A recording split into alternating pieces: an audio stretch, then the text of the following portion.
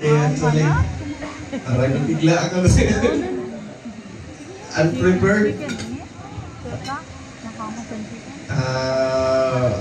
Muna-muna, bagay mo na ako ng sticks sa ato newly made couple yan na nalit ako, di ako nakabon sa during ceremony sa simbahan. Alam naman yan ni Sir Jerwin, ni Ma'am Jenaline. Ngayon, kung ano yung ginagampanan namin ng trabaho. So, for this moment,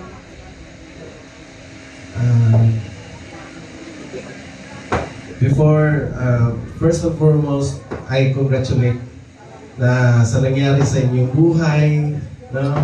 Medyo may alam din ako sa umpisa hanggang sa ngayon. Sana ipapatuloy niyo yung kung ano yung naumpisa ninyo na form sa inyong pagmamahalan hanggang sa umabot kayo sa punto na ngayon ay isang espesyal ninyo na araw sa buhay niyo na magbilang usad na mag-asawa, no?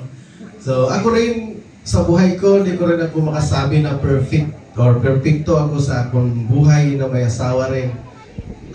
Normal lang talaga sa buhay na mag-asawa na magkakaroon ng conflict, araway, minsan di nag-iimikan, no?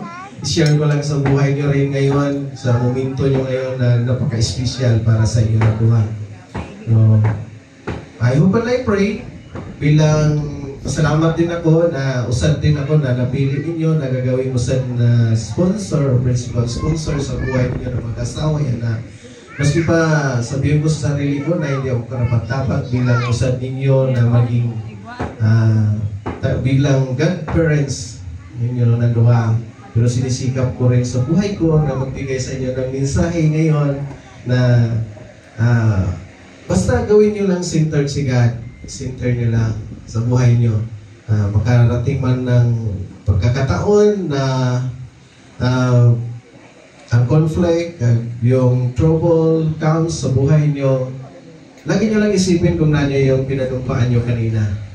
For richer or for poorer, no? In sickness and in health, no? Till this do you part, no? Till death do you part, no? Diba? So, ganun lang yung isipin nyo siguro kasi ganun din kami, no? Madalas, halos, no?